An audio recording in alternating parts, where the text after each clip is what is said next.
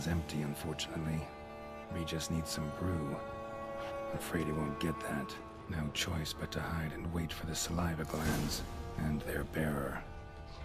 Need a spot that'll let me observe the cauldron.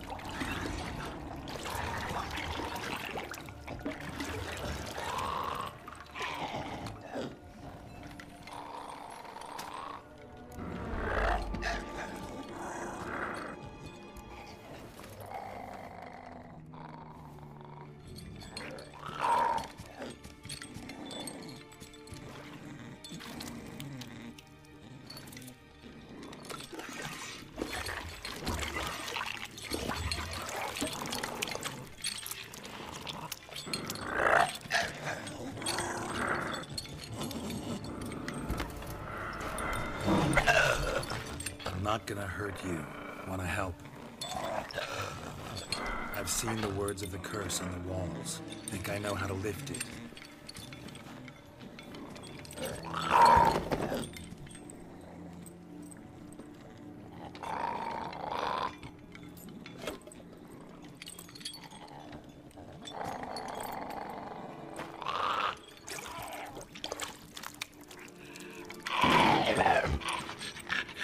You tried to bring folk here, convince them to sit at the table with you, right? Well, I'm gonna be your guest now. Your willing guest.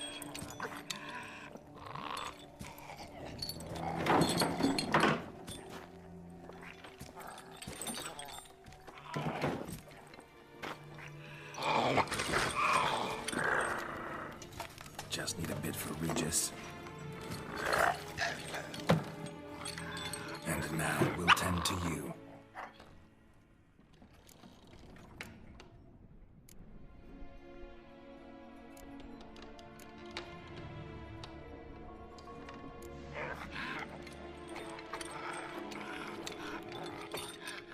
We can't use spoons. No, that won't work. You've been looking for a spoon that would feed you, but there's no such spoon. We need to eat without spoons.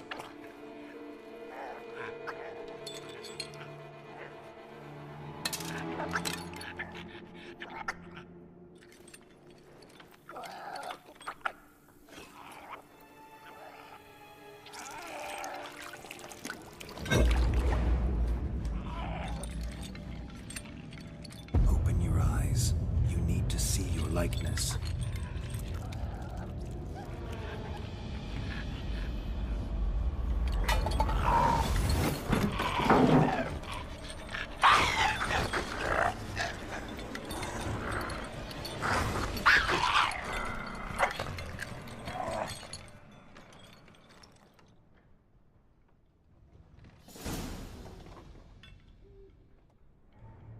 Think it worked. Just not quite like I expected. Need to see what happened to the white. Won't be hard to find given its stench.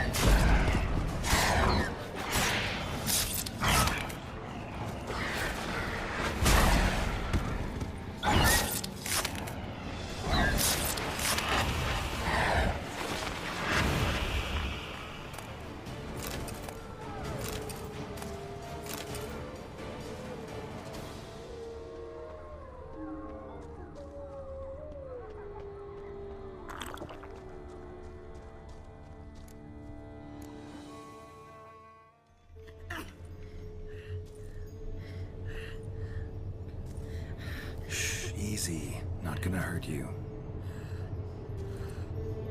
Eat. I must eat.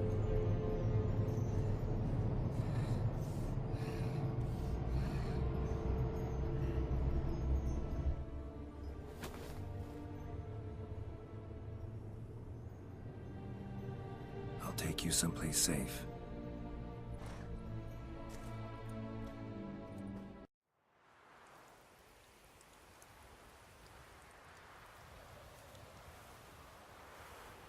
So I took her by the hand and led her here. Seemed the only sensible place for her. You did the right thing, sir. She should recover quickly here. Don't worry, sir. I shall see to everything. She is safe here and in good hands. She'll soon be back on her feet. Might actually take a while. She hadn't eaten anything in over 100 years when I found her. Horrid.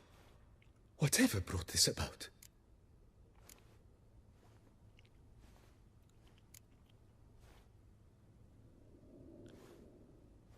Told me her story on the way here. Her name's Marlene. She was once the very beautiful and proud heiress to the Trastamara estate. One evening, when she was holding a banquet for friends, a beggar came to her gate seeking alms. He had a bowl and a spoon with him. He sat outside her fence and waited. I've heard of the custom. An ancient rite of hospitality that obliges one to give food and drink to such a guest lest he depart hungry. To neglect the custom is to bring great misfortune down upon oneself. Marlene didn't care a whit for the old customs. She drove the man off, saying she'd rather feed the leftovers from her feast to her dogs than to give the beggar anything. The beggar then broke his spoon, cast a curse. She was beautiful, so he said she'd never wish to look at herself in the mirror again. Since she adored feasts, he swore no one would ever wish to sit and dine with her. And as she even refused him the crumbs from her table, he swore she'd never find a spoon in the world that would sate her hunger. A harsh punishment. I imagine lifting the curse was hardly simple.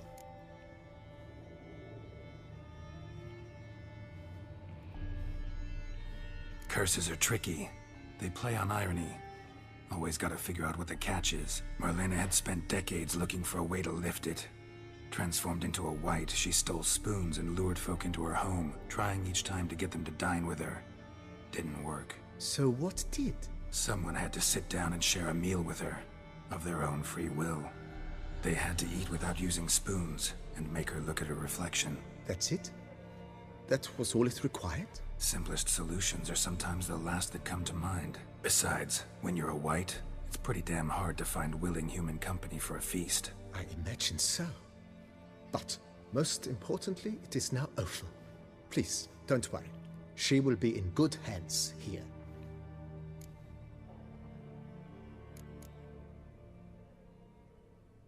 Thanks. Gotta get back to my business now. See you soon.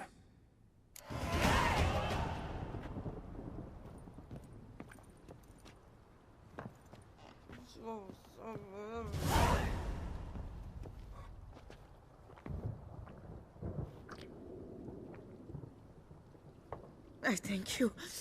So tasty. Oh, so good.